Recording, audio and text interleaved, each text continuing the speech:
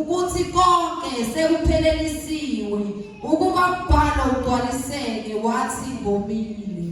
Uzocula le ngoma ethi uJesu yabathwala bakhe.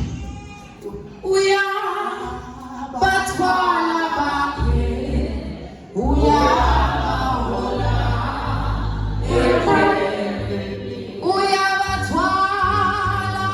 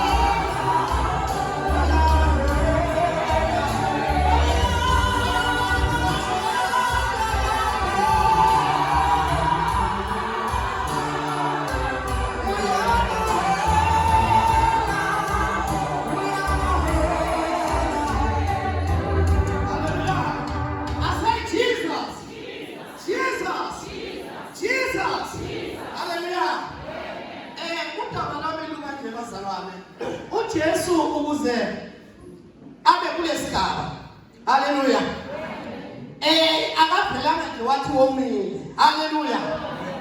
uJesu ukuza kwakhe emhlabeni uze ngenxa yokubona abantwana bakhe emhlabeni abayimi nawe bangenzanga kahle. Wathi kuba uNkulunkulu thuma mina niyokhulula abantwana bami kulesimo abakuso. Haleluya. Haleluya.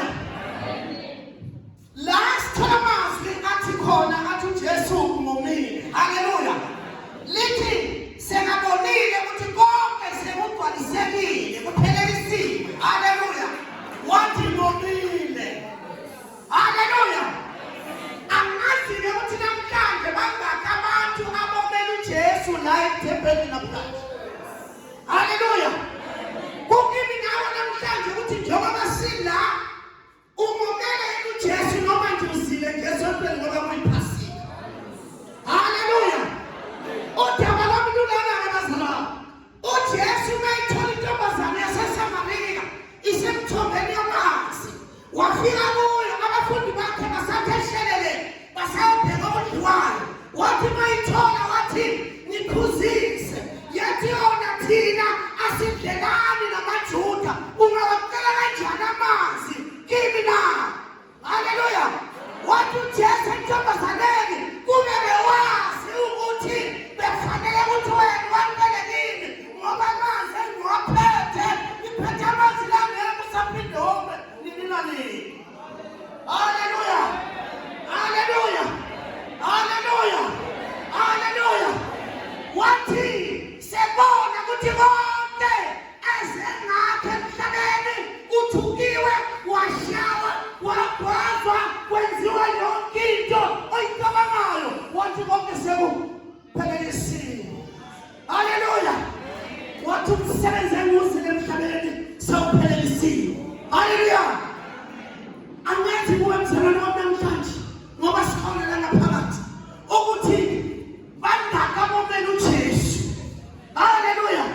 Sikhuluma ngokoma labazalwane. Haleluya. Uthi ngomile. Haleluya.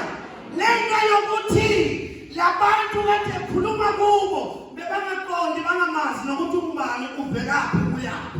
Haleluya. Kwabakhona ukuthi thela. Haleluya. Haleluya.